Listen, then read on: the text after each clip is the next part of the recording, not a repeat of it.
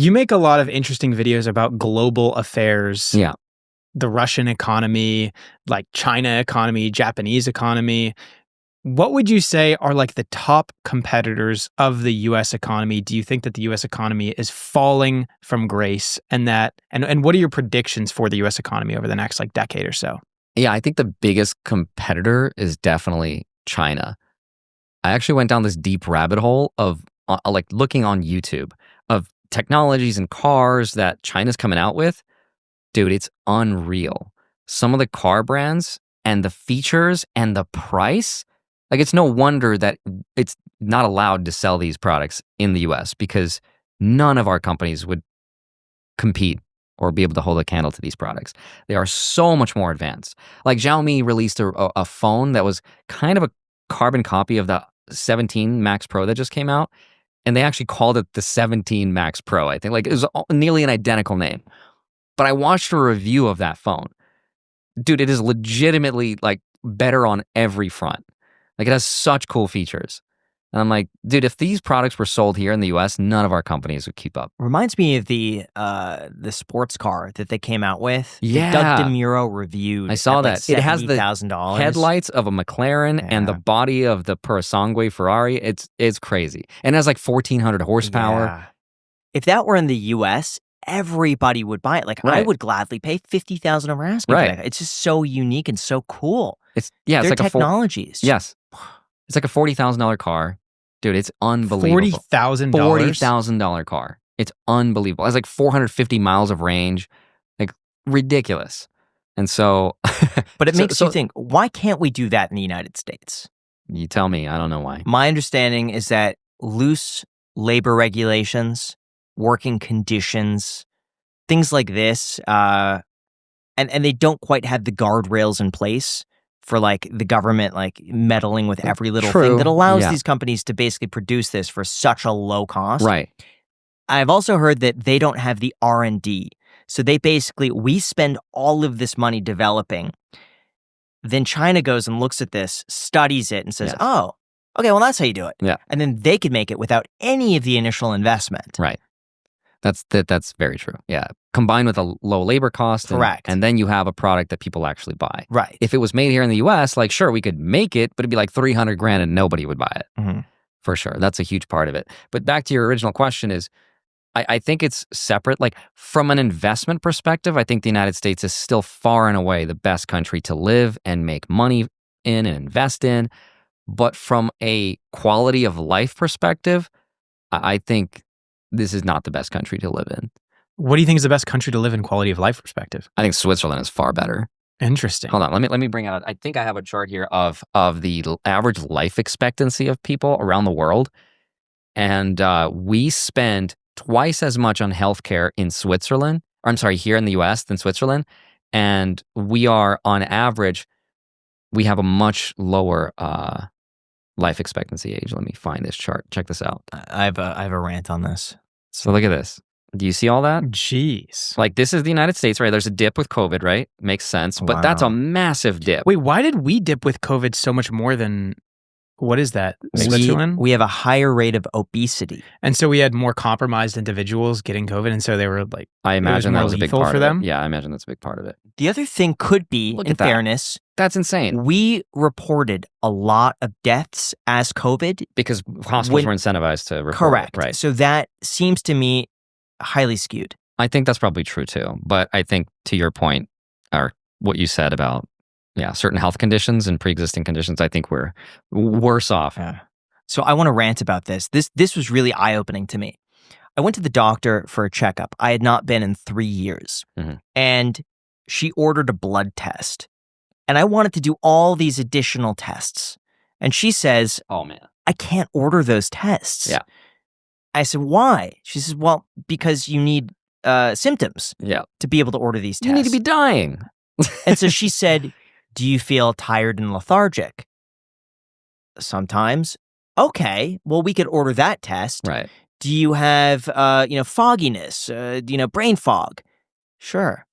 Okay, we could order that test. And she kind of goes down the list of these symptoms that, sometimes I wake up and I'm tired. Sure. So we order these, but in total, it's like 8 tests. Right.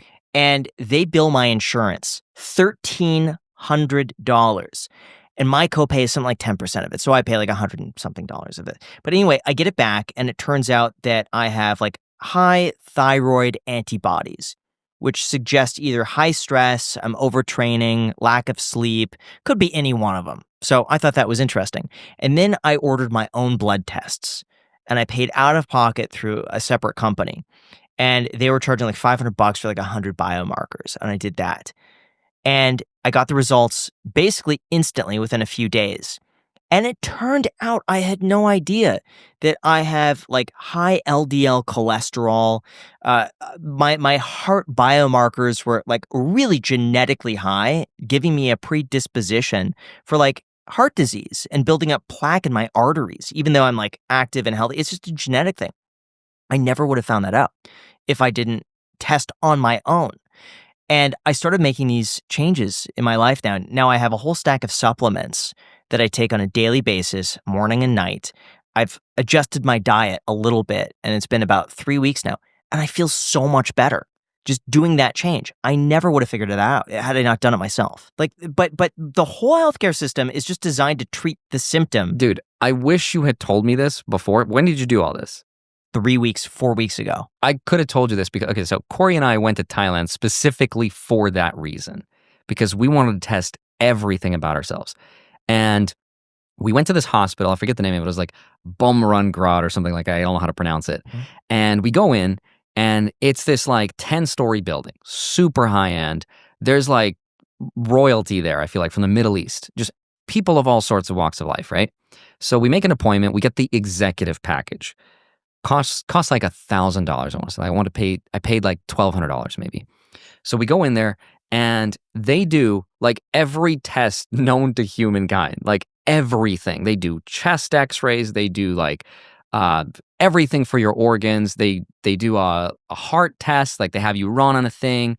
They monitor like everything. They have you pee. They have you poop in a cup. They take your blood. Dude, they do everything. And I have a 10-page report on everything on my body. And it turns out I have like fatty liver, which is a very common thing for Americans. But you're right. It's like you can't order these tests here in the US because you have to exhibit symptoms. And in that place where we were at, they just do the diagnosis. They don't do any kind of like treatment for it. And that's probably because they don't want to have a conflict of interest, maybe. I don't know. But that hospital doesn't treat against anything. It just purely is a diagnostic center. And they did just about like every test I could ever think of for $1,000. How long did that take? And it took 3 hours, and I got the results within 8 hours. No, dude, it's amazing. Yeah. Like, so if you ever want to do that, I would highly recommend going to Thailand. Where was that? Thailand. In Bangkok? In Bangkok, yeah. Interesting. Get the executive package. Corey got like everything. And how much was it? $1,000. That's not bad. No. It's amazing. I wish you had an option to opt out, or like just some sort of health insurance that's just catastrophic over like $50,000. Because so far what I've done, I found it cheaper to just pay for everything out of pocket. Yeah. Like I'm buying prescriptions out of pocket. I'm going and just telling them I'll pay cash. I did a whole heart screening. It's cheaper oftentimes. Yeah. And I was asking like, okay, they asked me, do you want to go through insurance? And I was like, does insurance cover this? Or like, sometimes, but we're going to be booked a few weeks out. And I was like, can I just pay cash and come today? And she's like, can you come right now? And I was like, yeah. Okay. I paid $165, went in the same day. I just left, did it, and got my results back in 3 days. Does that ever make you wonder, like, as you get older, if you realize how corrupt and how unfair the healthcare industry is, does that make you think outside of that and like, well, how many other things are not good for you, like the food and that we eat and like everything about the quality of our life here in the US? Do you ever think about that? I saw it was an Instagram post or like a TikTok that says like, you know, when you're growing up, when you go to the grocery store and you realize that 90% of it is extremely unhealthy. Right. And now it's all I see. I walk in the grocery store and thinking, who would eat this? Right. It's awful. Like everything has a ton of added sugar. They add sugar. The amount of sugar in ketchup is surprising. Like sugar in that? Really? And then you start looking at the sugar content of everything. They put sugar in everything. High fructose corn syrup. Yes. And everything, yeah. Yeah, I don't know. I feel like the older I get, the more I become a conspiracy theorist about everything. Sound like that grumpy old guy that's just like, I don't trust anything. I don't trust anyone. I don't know if you're noticing that about yourself. No, it's just when it comes to Okay. government running things. So everything. No, not necessarily. I mean, healthcare, I don't think that's a government run thing. I think it's just the insurance companies that are just finding ways to gouge, and a lot of that, like certain things are really run up by lawyers, and like insurance costs are high because it's so easy to litigate. And so they have to be high because your chance of litigation is high because lawyers are very quick to serve you with something. Okay. Well, I guess we'll agree to disagree. I don't know. I've definitely become a lot more skeptical of things. Yeah. For sure. Everything. When I was a kid, I was extremely naive, and then you get burned a few times because you're naive. Yeah. And then you just have to become selective with what you decide to trust in and not trust. So, but I agree, yeah. A really scary truth is just how vulnerable your digital life is, and most people have no idea until it's too late, and then they're stuck spending several hours trying to solve a problem that they did not create. So don't be like my roommate Kevin, because I kid you not, his identity got stolen 2 years ago, and guess who's still paying for it? Me. Because the one thing he still can't recover is his Venmo. See, the trouble with identity theft and fraud is that it doesn't happen all at once.